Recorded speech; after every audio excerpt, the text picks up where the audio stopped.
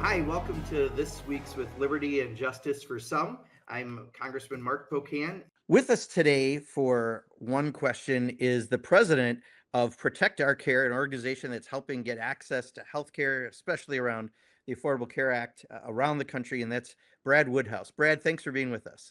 Thank you. I appreciate it, Congressman.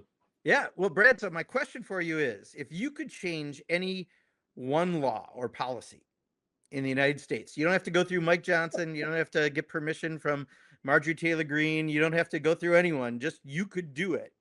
What would that one change be, and why would you make that the thing you do? I mean, this is gonna sound obvious coming from someone who advocates for healthcare, but and look, I understand this is not where the American people are, but let's say that I could do what you said, Yeah. but I could do it at the beginning of the republic. I would have one single payer approach to healthcare. Mm-hmm. Healthcare would not, your access to healthcare wouldn't be based on the profit and loss statement of an insurance company Mm-hmm. or the stock buybacks of rich investors, or the bonus. It wouldn't be subject to whatever the bonus of a insurance company CEO is. I would have healthcare would be a right, and not just a law. I would have had it enshrined in the Constitution. Yeah. No, I hear you. We wouldn't be the only industrialized nation without universal health care, you're saying? Yeah, it's exactly right. And I just look. You can find fault with every healthcare Sure. system in the world, but ours is especially complicated. Mm-hmm. It's a patchwork. I think that Democrats going back to LBJ and the creation of Medicare and Medicaid have really been at the forefront of, and a few Republicans, but mostly Mm-hmm. Democrats, have been at the forefront of creating the best possible healthcare system we can have, that our politics allows us to have in the United States. But if you ask, I could wave a magic wand, it would be a right enshrined in the Constitution, and we would build the best. Medicare for all is the term of art, I think, today, or Mm-hmm. but we'd build the best system that we possibly could, so that the quality of your healthcare didn't depend on the amount of your income. Yeah. No, that sounds great, Brad. Thanks so much for being with us today. I have a great podcast today with one of the best journalists in the country, someone I have the honor of calling a longtime friend. John Nichols is the executive editor of The Nation magazine and associate editor of the Capital Times newspaper here in Madison, Wisconsin. But he's also a frequent commentator on all sorts of things political, on national and international outlets for years and years. John is an accomplished author, writing numerous books on a variety of subjects, from impeachment to socialism to Dick Cheney and more, including you co-wrote a book with Bernie Sanders, right? I did indeed. In fact, to our amazement, we titled it "It's Okay to Be Angry About Capitalism," and then it turned out to be a New York Times bestseller. So, now I guess maybe we're more comfortable with capitalism. Yeah, we're going to talk about that one. Not more. really. Yeah. And also, I mean, John, you've been one of the true leaders of the progressive movement nationally. You're making, you're helping lead how progressives are thinking and acting and leading. And so it's an honor. You've already heard his voice, but to introduce my friend, John Nichols. Welcome, John. It's a pleasure to be with you. Great to be podcasting in this moment. Well, we did that this year because we figured we had to start using more alternative media, right, to get to folks. So you and I go back a long time, like decades long.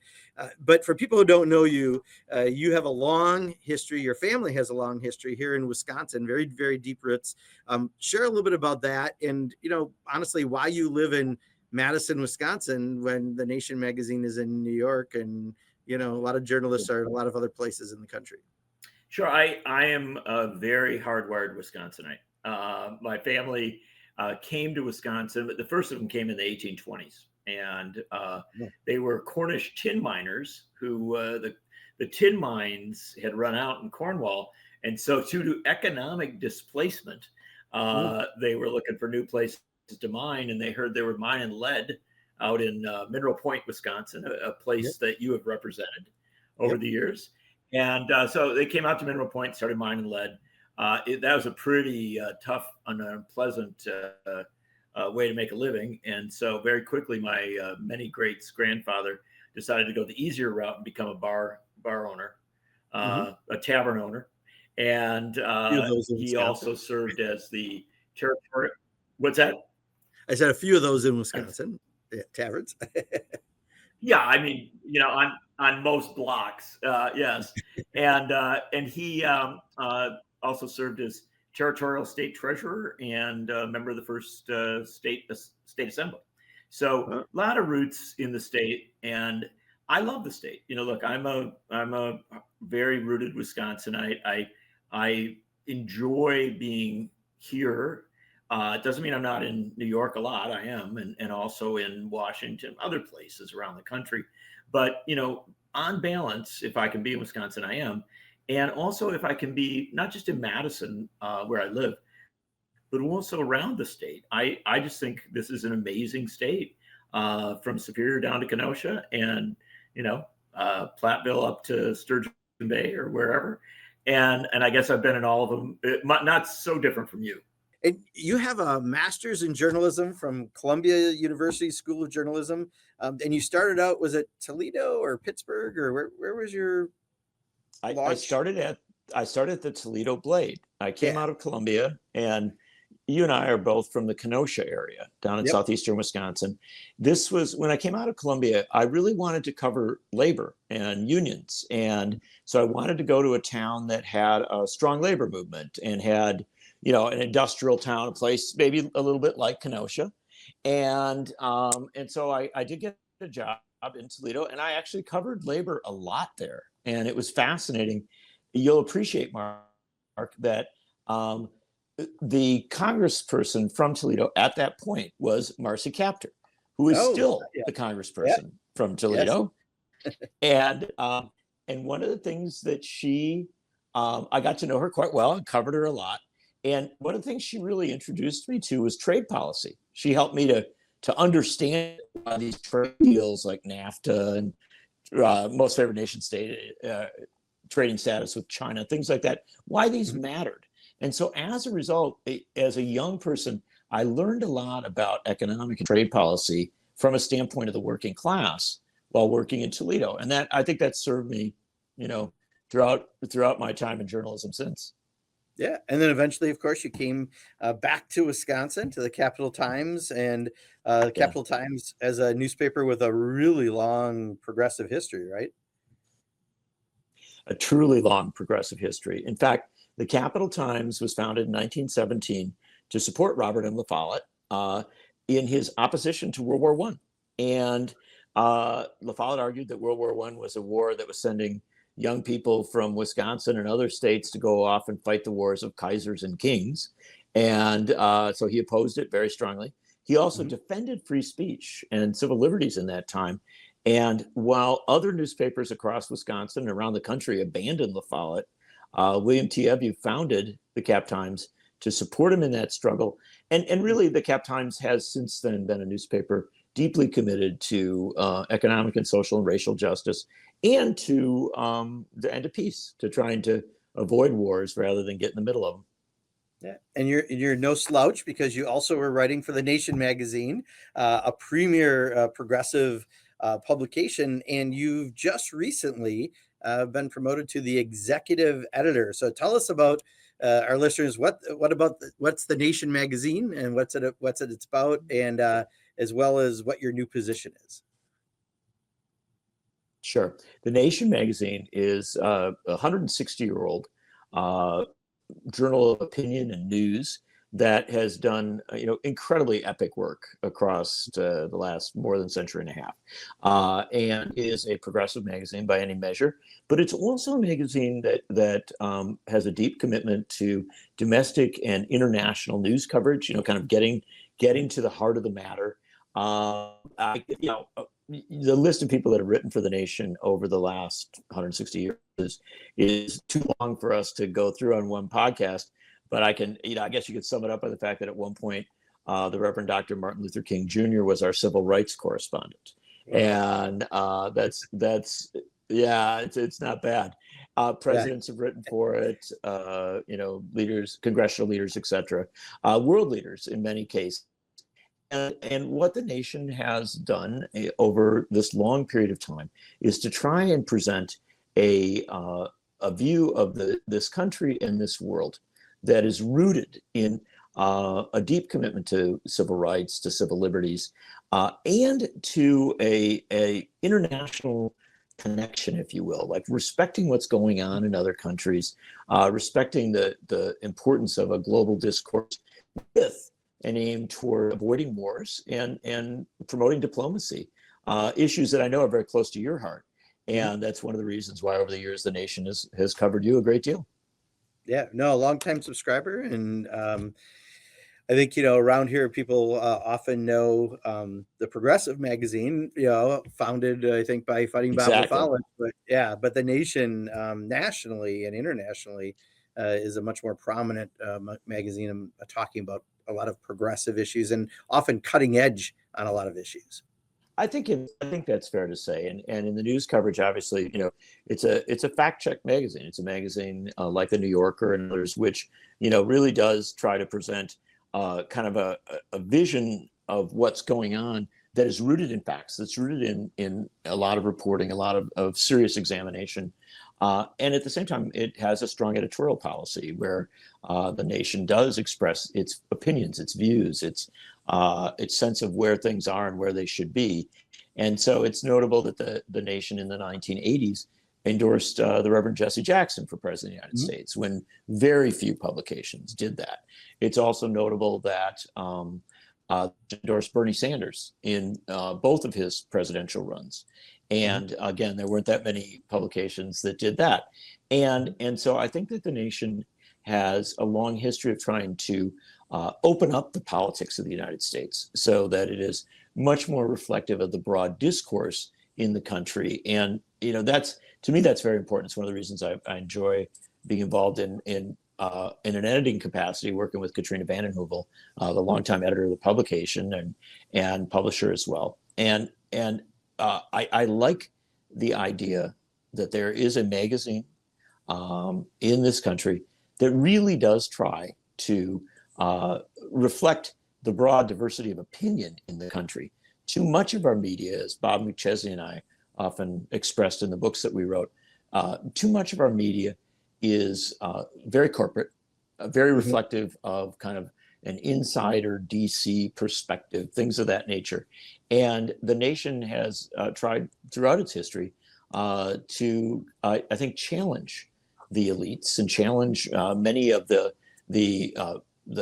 false premises of those who have power, to suggest that really this country can be a fairer, more equitable, and ultimately more congenial nation, right? We can disagree on things, but we can find our places of agreement, and that at the end of the day, our places of agreement tend very often to be broad on issues like healthcare for all and making education more available, protecting our environment.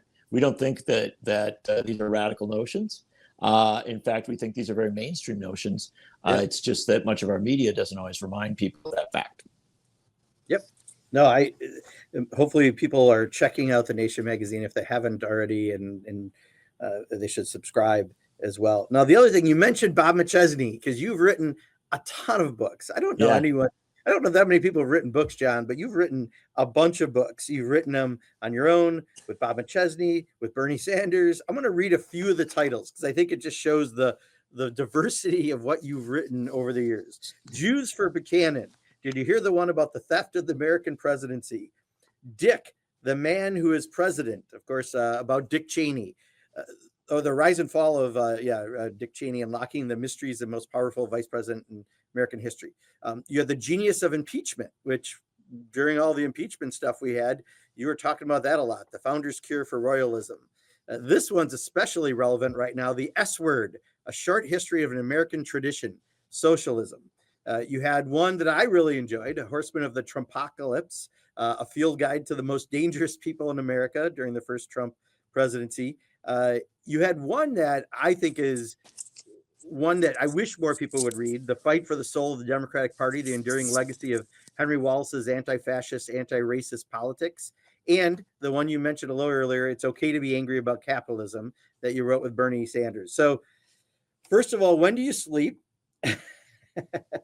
And what is it about writing books that is so important to you? Because you've written so many and you write so many. I think writing books is it's work. There's no question of that, but it's also an opportunity to pause and focus in on a particular topic. It gives you a chance to get to know something better than in just the day-to-day work of journalism.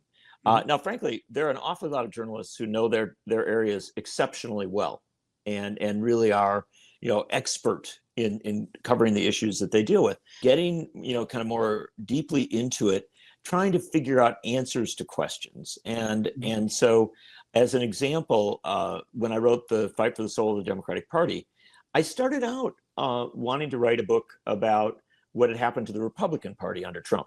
That it had become a much more right-wing, much more extreme party. And then I realized that wasn't the answer to the question, right? The answer to the question was, what happened to the Democratic Party?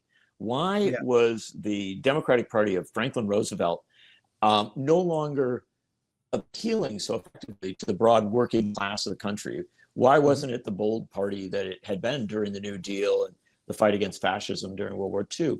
And so that took me, in writing the book, I went to a different place than where I thought I was going to go. And it took me into a deep exploration of what I will suggest to you is an 80-year-long struggle for the soul of the Democratic Party, between more, corporate and more centrist, even sometimes right-wing interests, who want the party to be a little bit better than the Republicans, and progressives, people on the left, who would like it to be a lot better than the Republicans. And that fight is still going on today, as we have recently seen in Congress yet again. Okay, so Dick Cheney just passed away. What do people need to take away about the legacy of Dick Cheney? Well, he was a definitional figure in the United States for the better part of 50 years. And I think we always have to pause when these incredibly powerful figures pass and ask, what was their legacy? What did they do? Obviously, through the years, I was very critical of Dick Cheney. I also had the chance to, and he was a guy who, by the way, went to graduate school at the University of Wisconsin-Madison, lived in Madison for a number of years, and had a lot of Wisconsin ties to former Congressman Bill Steiger, to former Governor Warren Knowles. And so I think that Cheney is too big of a mix to discuss in one, like just in a moment in a podcast. But what I would say is this: he is someone who I disagreed with on just about every issue, fundamental disagreements with him. But I came to understand that this is a certain persona in our politics. This is someone who believed that he had to have a lot of power because he was the one who could actually get things right. Now, to my view, he got an awful lot of things wrong, fundamentally wrong. War in Iraq, torture, all of these issues. But I think for the current moment, the way to understand Dick Cheney is to look at Trump and to say that Cheney and those around him expanded the imperial power of the presidency, of the executive. They did things because they wanted to do things. They kind of pushed through and often rejected the rules and the consultative premises of the Constitution, i.e. that the executive should work with the Congress to figure out whether you wanted to do wars or your practices during this. Cheney was a much more, kind of strong executive guy. He always was, going back to when he worked with Nixon and Ford and when he was a congressional ally of Reagan. And I think that if you look at what Donald Trump is doing today, you understand that Dick Cheney is somebody who kind of built the bridge where we're at, i.e. a presidency that does not consult Congress very often, and does not have that humility, if you will, that I think the founders had hoped for in our governance. And the last thing I'll say is that Cheney is fascinating in this regard. Again, many assessments of the guy and many things said about him. What is amazing is that this guy, who was the consummate Republican insider, literally managed Gerald Ford's campaign, was always, kind of at the side of Republican presidents in the mix of the gritty reality of building this modern right-wing Republican Party. And yet he ended it as a stark critic of Donald Trump. Yeah. And I think there is a fascinating story there of how someone who built something, right, in many ways kind of built the party as we know it, ended up realizing that the party had gone to places that to him were horrifying, right? Or to him were deeply troubling. And as I think that's all part of an assessment of the guy that maybe, I favored impeaching him when he was in office. Mm-hmm. And I thought that what was done with the war in Iraq and other things were fully unacceptable. But now we live in an era where dramatically more unacceptable things are occurring. And so Cheney is a part of that arc of history that again, we could devote full podcasts to if you wanted to. Yeah. Well, and you're a national expert on impeachment. You just mentioned it. Clearly we did it a couple times with Donald Trump in his first presidency. What should people know about the power of impeachment, and did we use it correctly when we did in the first Trump presidency? I think the impeachment, when it's used, is almost always used correctly, right? Mm-hmm. Because it's a power founded, rooted in the founding of the country. This country was founded in opposition to monarchy and a deep, deep fear that it would establish leadership models that allowed an individual to have so much power that that individual could lead us into wars that were undeclared, could establish economic policies that were not in the benefit of the great mass of people, could do all sorts of awful things. Now, the founders were deeply flawed individuals. That is important to understand. But at their best, in the case of a Tom Paine or a Benjamin Franklin, they recognized their flaws. They knew that they should be checked and balanced, right? And so in a great conflict at the founding, of the country, they decided to establish a power rooted in the House of Representatives to check and balance presidents. And that power was impeachment. That if a president or another high-ranking official did something that was unacceptable, you could impeach. And the assumption was that if in a rational system, the impeachment created an argument for the removal of that person, that the Senate would, in a bipartisan manner, recognize that and act. What we've seen in recent years is that the power of impeachment has been diminished to such an extent that it is almost, I dare say, written out of the Constitution, because the House acted, I think, appropriately, and then the Senate would not complete the process, would not respect the process. And that was, no matter what the leadership was, it didn't, at the end of the day, it didn't matter, because there just weren't enough people who were willing to cross party lines to do what the founders assumed would be a normal response, which is you can't have an executive that's so powerful. We ought to constrain the executive. So really, Mark, at the end of the day, when we talk about impeachment today, what we have to talk about is the extreme diminution of the House of Representatives and of Congress as an equal branch of government.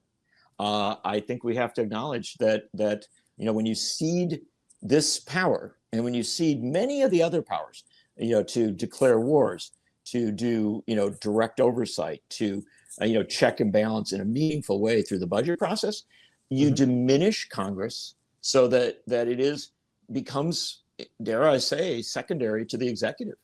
Yeah. And that's something we had to pause and think a lot about. We're seeing it exactly through Mike Johnson right now. I mean, he has wholesale given up the power of Congress, from tariffs to spending to too many things. So especially timely, you wrote a book a while back, The S Word, Socialism. And Zohan Yeah. Mamdani just won, a Democratic socialist just won the mayor's race in New York City. And I think many people don't necessarily understand, especially on the right. They're already calling him a communist, and that's not what a socialist. Yeah. What does the S word mean? You're the author on it. What does socialism actually mean? Well, it's defined in many different ways around the world, right? It is a word that describes a broad ideology, and of course, there's lots of claims put on this, right?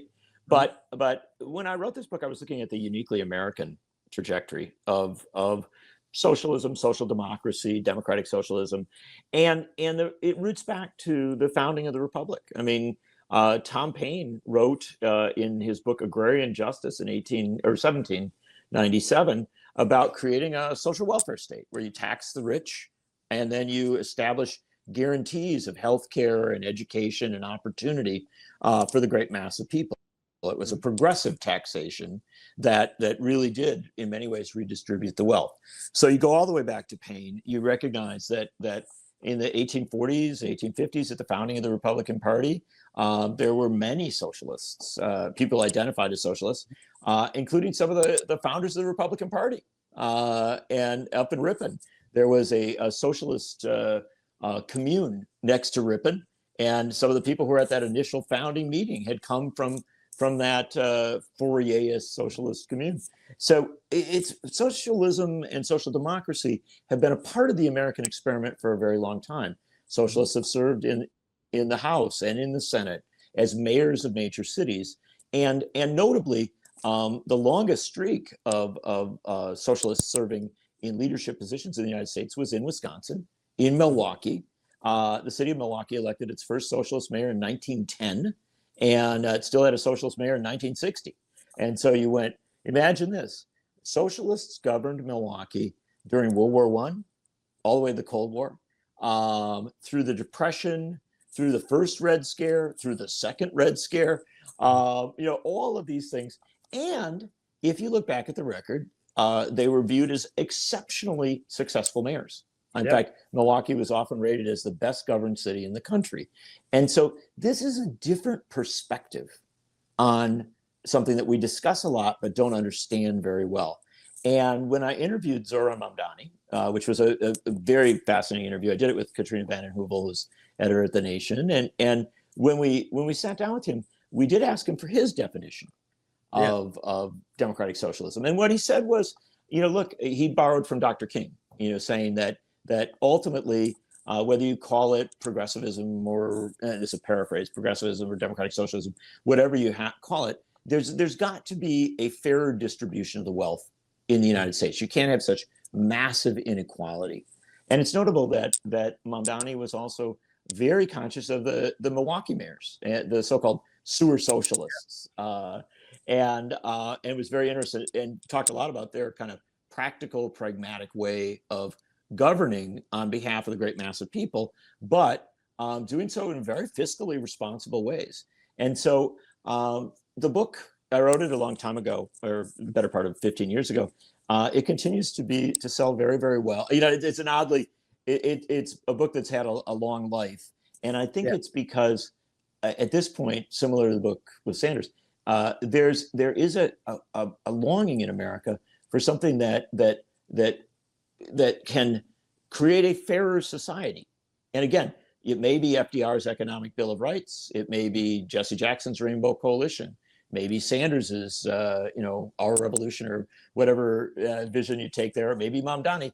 But at the end of the day, we keep looking for a way to create a fairer society, whether we call it democratic socialism, whether we call it something else. And I do think that we are at a point now where there are a tremendous number, especially of young people, that are looking at this very, very seriously. Yeah, no, absolutely. Okay, I promise not to make this a book review. One last book. I brought it up a couple times, but the book you wrote with Bernie Sanders, "It's Okay to Be Angry About Capitalism." What was the goal in putting that book out there, and what do you think the feedback you've got? Tell us a little bit about that book, because I think that is probably the most recent, most popular book. Yeah, it did very well. I mean, in fact, it was a little bit of a surprise to us that that it went to number 2 on the New York Times bestseller list, and notably, the book that was at number 1 was Prince Harry's book, and so yeah, so we've decided that the next book will be titled "It's Okay to Be Angry About the Monarchy," and Right. but what we wanted to do was to take a series of issues that people care about a lot: economics and jobs, healthcare, education, the evolving of our society with technological change, some of which is very radical, the communications infrastructure and the changes in that, to look at all these things that are going on, and to frankly look at the reality that there's an awful lot of Americans who feel very uncomfortable, very tense, very frustrated with the way things are headed, and that has influenced our politics. There's no question of that. I think it's caused us to move to the right, to the left. It's, but we are at this point a country with a great many people who are kind of sort of desperately looking for some way to create a society where, frankly, they feel like they've got a shot, they've got a chance. And one of the things that we argued is that too many of the discussions in America avoid the subject of capitalism, right? They don't talk about it as it's currently organized. And so as a result, people get angry at everything else, right? They get angry with each other. They get angry with their neighbors. They get angry with people who believe have different political ideologies. They may get angry with immigrants. They may get angry with people who don't look like them, whatever. This long list of angers. And what we argue is that an awfully lot of it roots back to the fact that we don't have a discussion about how capitalism, which can work very well at the small business level, right, can work very well on Main Street, often becomes so monopolized, so corrupt, so self-dealing, that it mangles not just our economics, but also can mangle our politics with money in politics and things like that. And so what we suggested is not, necessarily that everybody has to be against capitalism, but what we said is you have to understand it, and you have to understand how you want it to function in your society, in your life, i.e. at just the simplest level. We use the phrase uber capitalism, right? Like capitalism that's just huge and monopolized and incredibly big. And we say you can distinguish that from small business, right? From a person who's opening up a coffee shop or a small farmer working to get by in this era. And it is often the bigness of this thing and the monopolization, often the corruption, that makes our system seem so dysfunctional. So again, we come back to that phrase: it's okay to be angry about capitalism. It's okay to have discussions about it. And if you do, it might be that we get toward a politics that is much more rational. Yeah. No, I had to touch on these, John, because, like you said, you and I have been friends for a very long time, but you have written many books, and they're all very good books. And I just wanted to let people have a little inkling of some of the areas that you have done some very deep dives. Given all of your, really, you've been an amazing critic and observer of politics, especially on the progressive movement. Where is the left flank of politics right now as progressives? Where are we as a movement? I think that the progressive movement is in many ways more dynamic and more vibrant than it's ever been, right? Or at least been in modern times. And you were the co-chair for quite a while of the Congressional Progressive Caucus. It's one of the largest caucuses in Congress. And it's a diverse, multiracial, multi-ethnic, multi-regional caucus that it does, I think, show that there are progressives coming from all over this country, and there's a base for that, which is urban and rural, which is Northeast, West, even the South, and so when we begin to understand that, that's a good base. However, I do think, as I've said in the Fight for the Soul of the Democratic Party, there is still, the Democratic Party wrestles with whether it wants to be a progressive party or whether it wants to be a centrist party. And those battles we're going to see in primaries next year, right? And for Senate races and things like that. And so, I think the state of the progressive movement is is evolving, and for a very, very long time, the progressive movement in the United States was, I think, rooted in a desire to bring back Franklin Roosevelt, right? To say, even though Roosevelt was an imperfect president and he didn't get everything right, in fact, in my books, I've criticized him quite often. But that notion that you could have a Democratic leader who could really, go big on economic issues, go big on infrastructure issues, go very, very big on fighting against fascism during World War II, and that boldness, that bigness, is something that I think Democrats have wanted to recreate. Remember that Joe Biden, when he became president, they kept talking about, well, he's the most progressive president, or he's the best president since Franklin Roosevelt, right? And there was I understand it. I understand where it's coming from. But I do think that progressivism has to mature. It has to grow into the moment in which we live. And as a result, I do look at a lot of the younger leaders that are coming up. And I think that they're very, very important to this process, because I will suggest to you that history will look back at this time and it will say, well, yeah, they folks, certainly wrestled with Trump and his influence. They wrestled with, the battle between Democrats and Republicans, things like that. But I think what they will say is that we did not wrestle enough with AI. We did not, as a society, try to figure out how to make sure that massive changes, the digital revolution, robotification, AI, were implemented in a way that was small d democratic, i.e., in the service of the great mass of people, that made sure that we didn't just have mass job losses, that made sure that society was able to continue to provide health care and support for our elders and people with disabilities and others who have needs, and frankly, to begin to educate a new generation to deal with a very, very different economic, potentially political, and technological landscape. So I think what we desperately need right now, as regards progressivism, is a modernization. And that's not to criticize folks so much as to say, you have to recognize where you're at. And that modernization, I think, will actually create a space for single-payer Medicare for all healthcare, which makes a lot of sense in an AI moment, for lifelong education, things of this nature. It's notable to me, at least, that people from across the perspective, people like relatively younger folks like Zohran Mamdani, I think get this reality of the AI revolution and what it means. So does Bernie Sanders, who is not often accused of being a young member of the Democratic Party, or he's an independent anyway. But he's talking a lot about it. Ro Khanna is talking a lot about it. You are talking a lot about it. And so we have political figures who are looking at this in a real way, in a meaningful way. Thanks so much for being with us today. I wanted to share some of the very large volume of work you've done, because I've known you for so many years. I want to make sure everyone knows that work, because it's all evergreen too. Everything you've written is so interesting, and I think it's relevant right now. So appreciate it. How do people follow you on social media? What are the best ways to do that? Well, first off, it's very kind of you to say those things, Mark. And I think of this as constituent service on your part, because I am a constituent, and you're coming out and just getting to know what your constituents do. But I am, look, I write primarily for the Capital Times and the Nation magazine. I also write sometimes for the Progressive. I think one way, if you go to www.thenation.com, you're going to see a lot of what I'm doing. You can also go to captimes.com.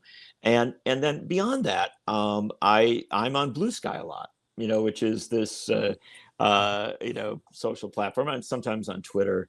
And those are places, but I will hold to, I know those are places to follow on social media, Mark, but at the heart of it, I still believe very strongly that it's the human connection that matters. And so you might find me in Dodgeville, or, in Mineral Point or someplace like that.